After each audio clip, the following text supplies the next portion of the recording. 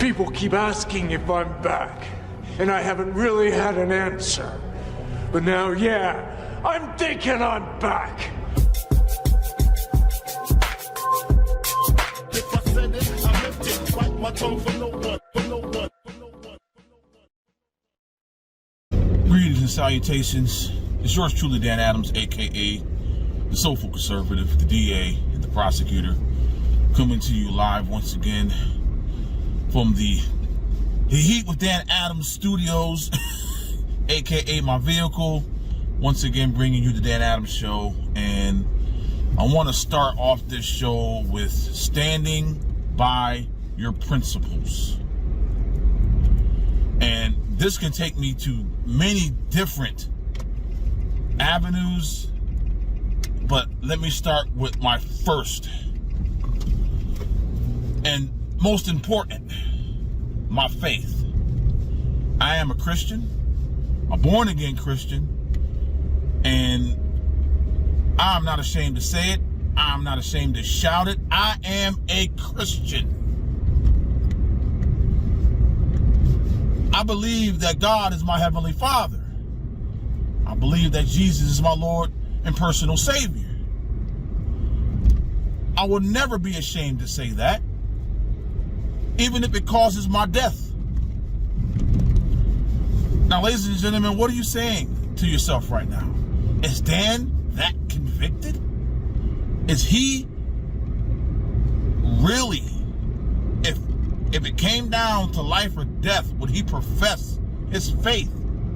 Yes, I would. And I hope that my fellow brothers and sisters in Christ would do the same. But I can only speak for myself. I really can't speak for anyone else. But I hope that solidarity is there. And hopefully, Lord willing, none of us will ever have to come to that particular apex in life. But with my faith guides everything that I do. And even when it comes to something along the lines, I haven't had my coffee yet, along the lines of conservatism and what I believe conservatism is, well, there's going to be some times where I'm going to disagree with fellow conservatives, and that's fine. That's perfectly fine. We're not going to always agree on everything. We may have a certain paralleled belief system, but there might be some minute details that we may disagree on, and that's fine. Well, make no mistake, my faith will always lead me. Now, when it comes to family, everyone knows where I stand on that. 2005. It's 2005, and make sure I got my dates right. Yes, 2005. My mom and my dad passed within 8 months of each other in 2005. So needless to say, 2005 and 2006 sucked for me. And I'm not ashamed that I actually went and sought help as far as counseling, because my head was spinning. I lost my mom and my dad within 8 months. And many of you out there have experienced this as well. I just could not keep it together. Even though my faith was there with me and was still leading me, God knew that I needed to speak to someone who had a better handle on handling that kind of situation, that had the expertise. Because at that point in time, I just could not deal with the fact that my parents were gone. And just a year and a half prior to that, my wife lost her father. He passed away. And being that he was basically my second dad, I was hurting from that. And then when my parents died, it was just like a trifecta. A trifecta of sorrow, if you want to call it. But I wasn't ashamed to go and seek help. Just if something was to happen in my life right now where I needed to seek help, I'm going to seek help. There's nothing to be ashamed about when you need to seek help. Now, as far as back to family, I've had my ups and downs with my immediate family, my brothers and sisters, especially because of my political beliefs. But I would never, and I'm going to state this, and I hope my brothers and sisters see this, that I love you no matter what. And if we may disagree on my political beliefs and my political stances, always know that I'm going to love you no matter what. We may argue, we may bicker, you may be pissed off at me, you may cut me off on social media, whatever. I still love you, and that's just how it's always ever going to be. We should never let politics, ladies and gentlemen, politics rip up families. I've said this so many times in the past. Because if I can, ladies and gentlemen, I can have a civil conversation with a liberal and a leftist if they're willing to have it. So I'm just trying to say to myself, listen to what they have to say. You know that you're probably going to disagree on more than likely 99.9% of what they're going to, talk about and converse with you. But this is what a lot of us on the right tend to forget. Now, granted, I'm not, and don't get it twisted, I will never back down from my beliefs, ever. But I can still have a civil conversation with someone of the opposite political persuasion. Now, are we going to get anywhere in regards to gaining ground and, common decency towards each other, or common courtesy towards each other, or some type of solidarity towards each other? Who knows? Who knows? But me, personally, I can't talk for anyone out there. I only can talk for myself. I'm willing to take that risk. Now, when we talk about beliefs in your belief system, it all stems to me from your upbringing. And then with that upbringing, and as you become an adult, your brain isn't fully formed until age 26, ladies and gentlemen. So I have, and as I speak today, and it's February 2nd, 2022, I want to stop and say happy birthday to my son Jacob, turning 23 years old today. Cannot believe it. Happy birthday, Jacob. I love you. May God continue to bless you, keep you, and whatever endeavors you may have in life, and whatever goals that you want to achieve, your dad will always have your back. But let's talk about the upbringing, and the upbringing that I've tried to instill in my kids, and the 3 kids that I have brought up in my household. A 22-year-old, a 19-year-old, well, 23-year-old, a 19-year-old, and 10-year-old. Now, granted, people who don't know my situation, my wife and I have a son of our own, but we have basically adopted our 19-year-old daughter, Christina, and her younger brother, who we now have custody of, Caleb, who is 10 years old. And we are trying to do our best to navigate. And for those out there who are in the same situation that we are in and have been in for, let's see, Christina's 19. We got her when she was 5 going on 6.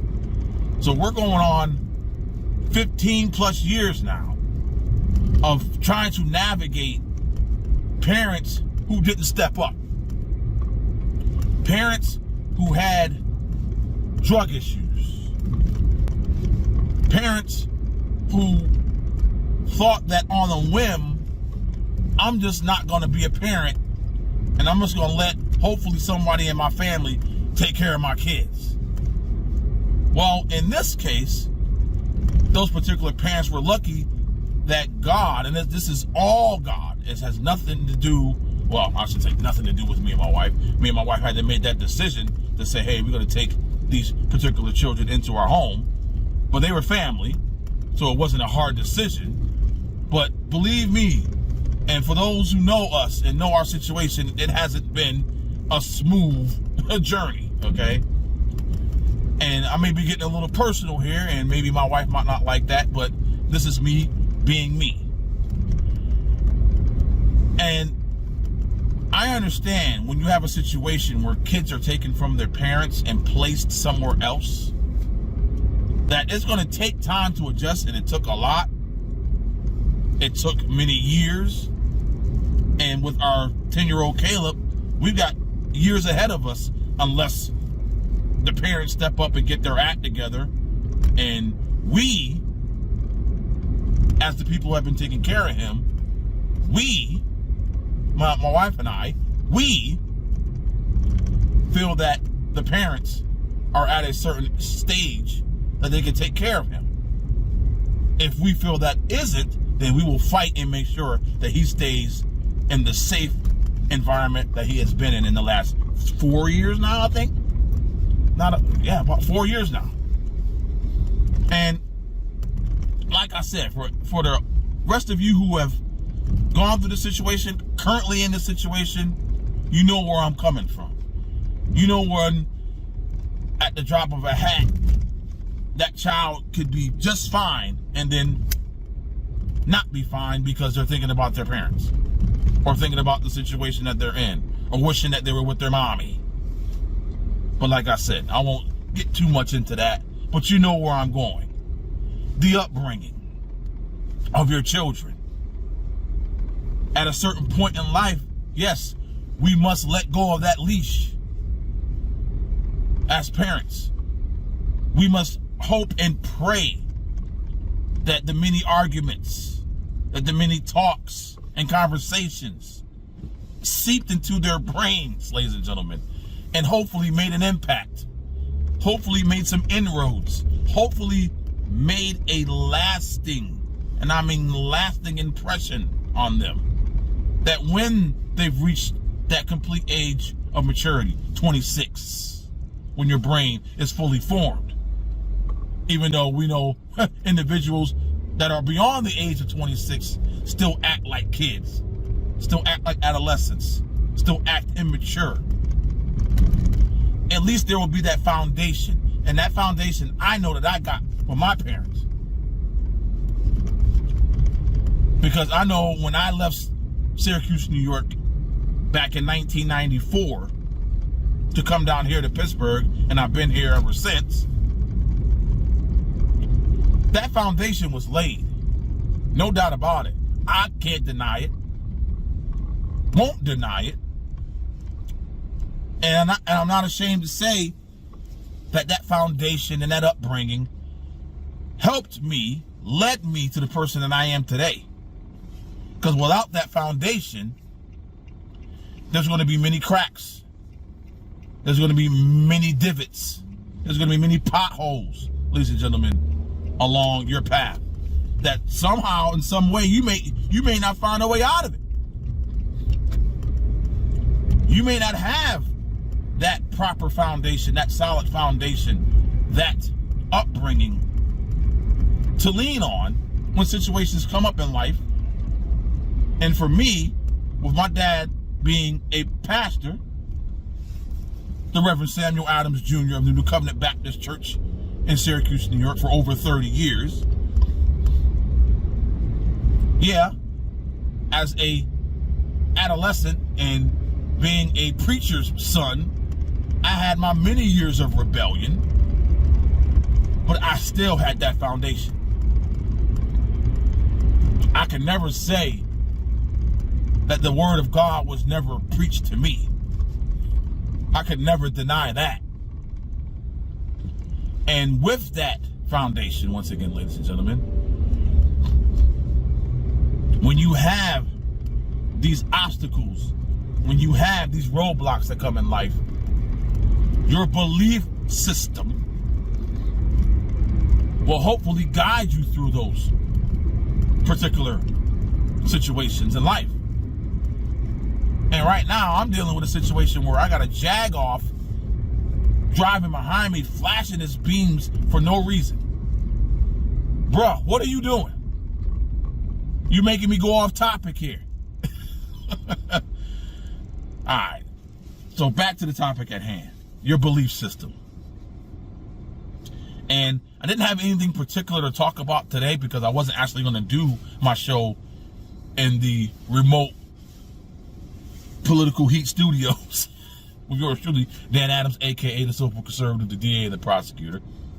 But as I stated, the Dan Adams Show is going to come to you every day, Lord willing.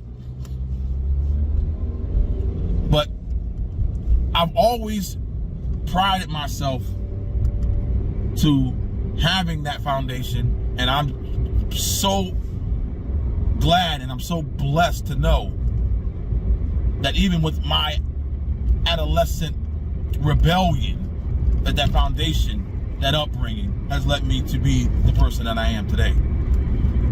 Excuse me.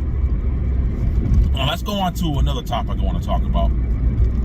And you know how when you go to sleep and it's hard for you to sleep, and for whatever reason, I don't know, you just can't get to sleep, can't stay to sleep. That was me this prior evening. I started thinking about this video that I came across on BitChute yesterday, and I'm going to share some of it shortly.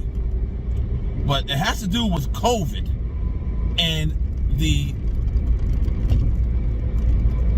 hearing that took place.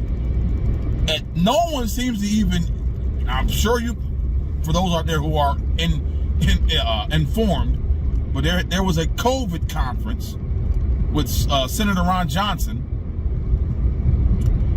and he brought in a whole bunch of health experts, of nurses and doctors and epidemiologists and scientists,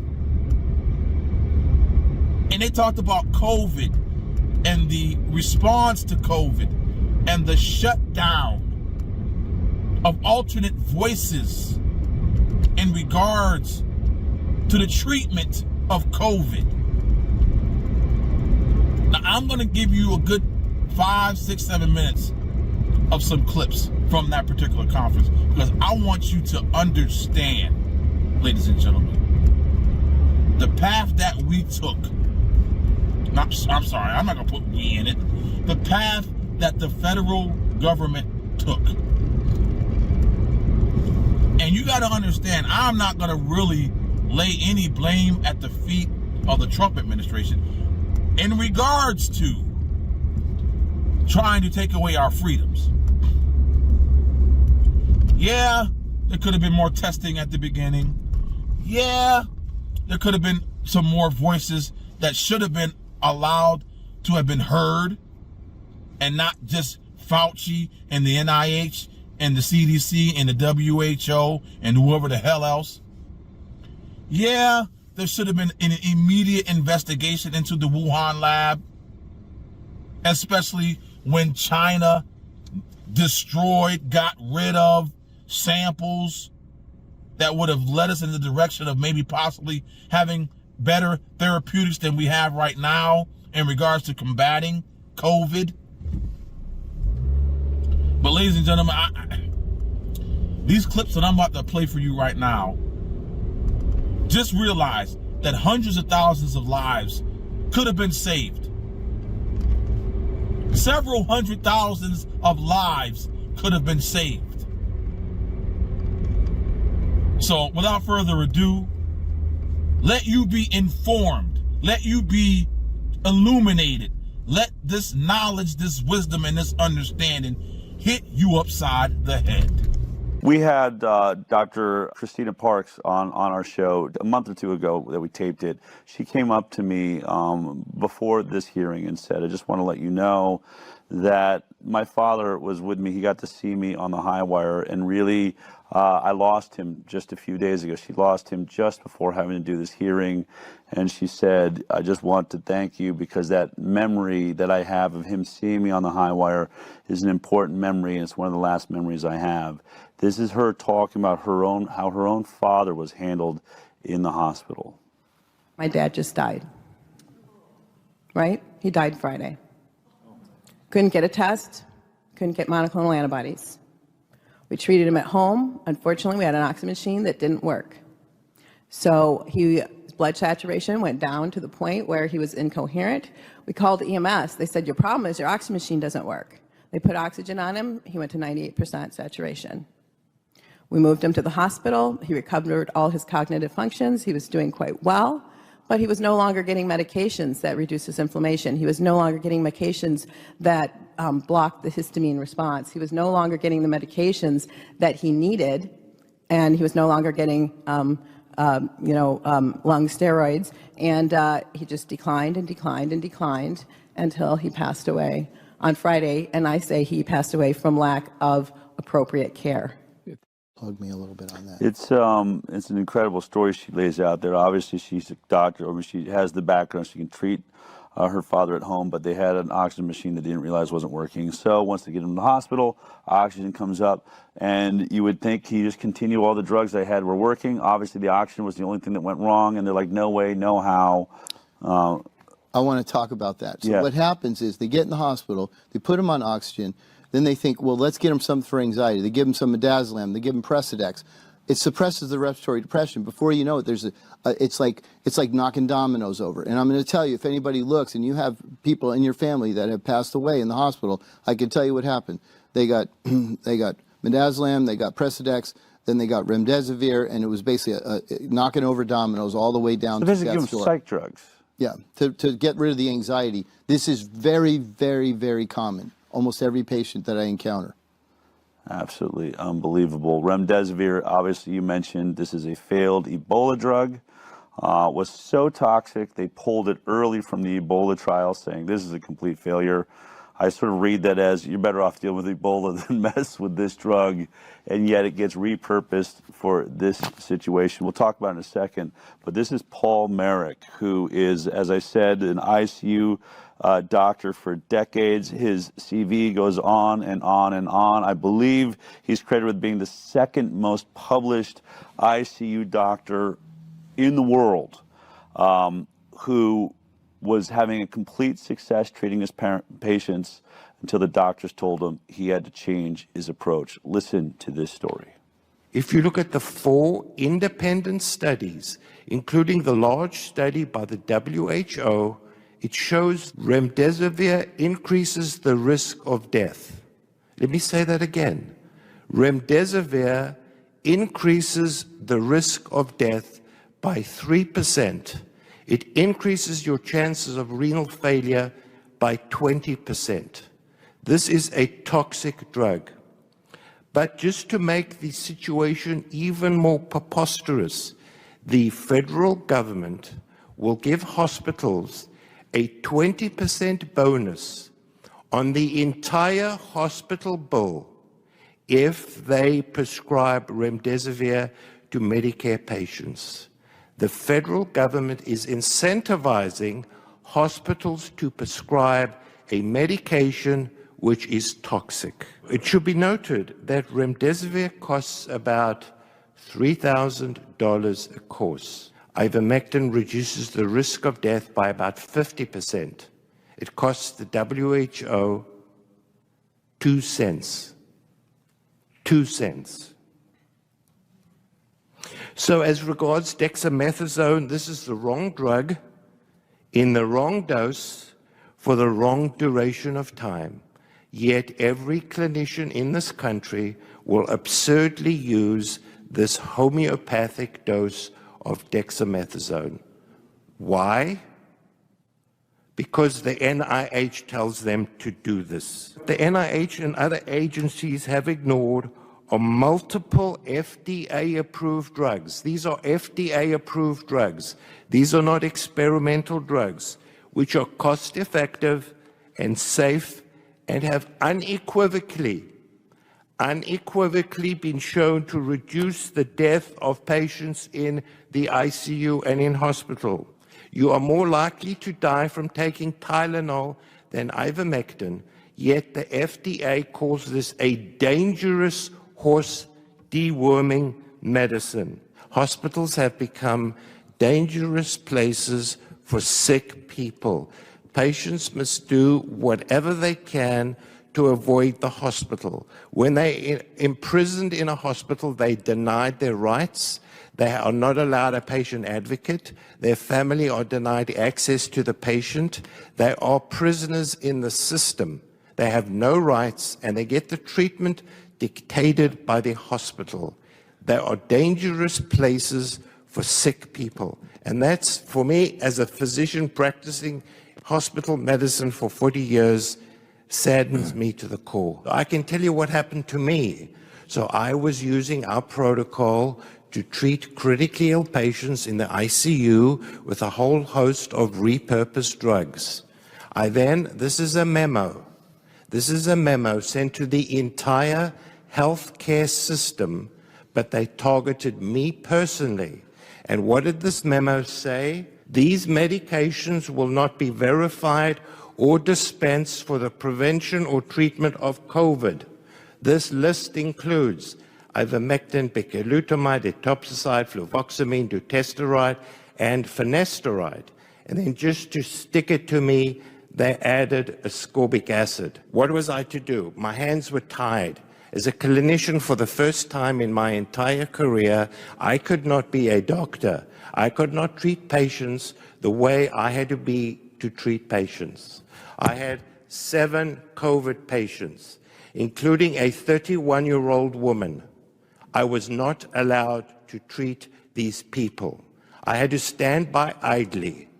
I had to stand by idly watching these people die. I then tried to sue the system, and you know what they did? They did something called peer sham review. It is a disgusting and evil concept. They then accused me of 7 most outrageous crimes that I had committed, and that I was such a severe threat to the safety of patients. They immediately suspended my hospital privileges because I possessed and posed such an outright threat to these patients, ignoring the fact that under my care, the mortality was 50% those of my colleagues. So here I was standing up for patients' rights, and this hospital, this evil hospital, ended my medical career. So that's what they do. It's an outright outrage. It's evil to the core. Welcome back, ladies and gentlemen. I hope that was informative. I hope that was educational. I hope you take that information and possibly educate other individuals who may not have known about these certain scenarios that could have saved the lives of hundreds of thousands of individuals. Where families during COVID didn't have to deal with a loved one dying from COVID. We have a lot to learn, especially these past 2 years, not just about this virus, but we have a lot to learn, ladies and gentlemen, in regards to how we respond to said viruses, how we should never, and I mean never, outweigh someone's freedom, especially when we knew about the mortality rate, and as the months went on, what we learned, what we could have been doing to help save those hundreds of thousands of lives without taking away your freedoms. And here we are in about to be year 3 of this nonsense of freedoms being taken away. If America doesn't stand up right now, then when are we ever going to stand up? When are we ever going to take our freedom back? And this was just a precursor, ladies and gentlemen. If they were allowed, and I'm talking about these leftist governors and mayors and city council officials and superintendents and teachers unions, they were allowed to take away your freedoms that they never should have taken away from you. Point blank. Now, in the beginning, when we had that whole let's do 2 weeks to flatten the curve BS.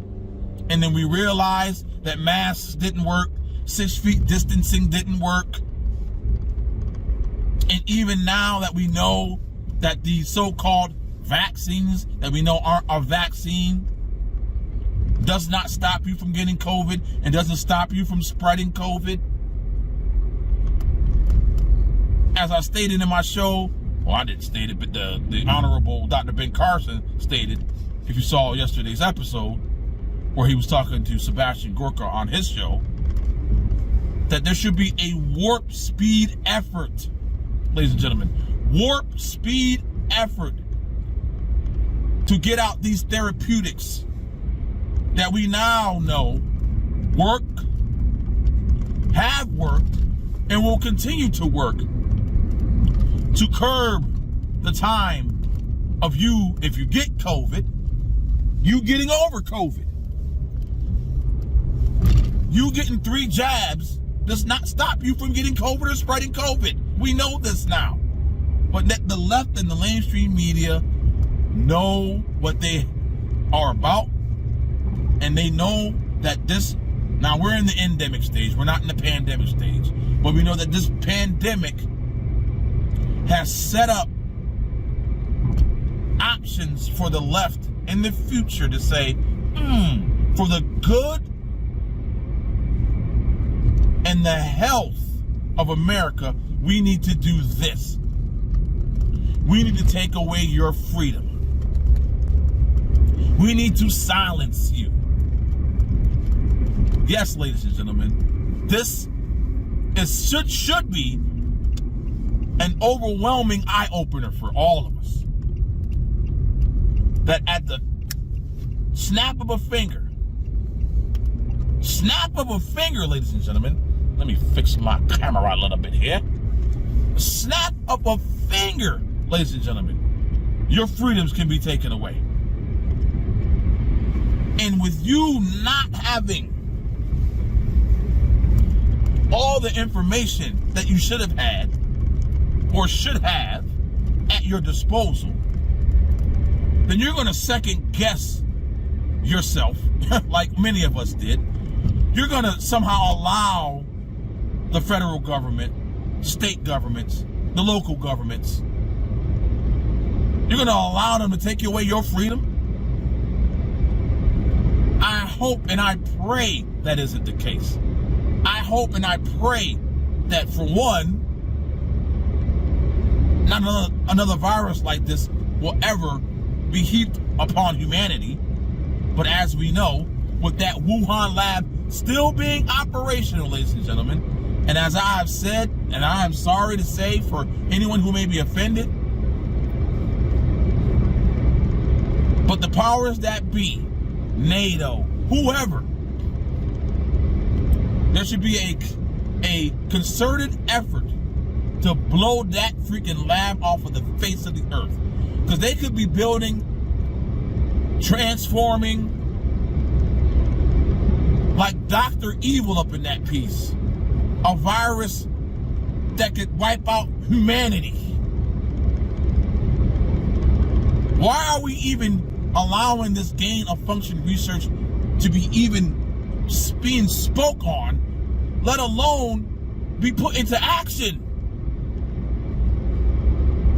That's not what God put us on this earth to do. And the fact that the rest of the world is allowing China to do this boggles the mind, befuddles me. I still don't understand it as I'm making this statement. So, ladies and gentlemen, I'm sorry. I don't mean to go on my soapbox. I don't mean to make it seem as if, that the world could be coming to an end because we don't take proper steps. I'm not saying that.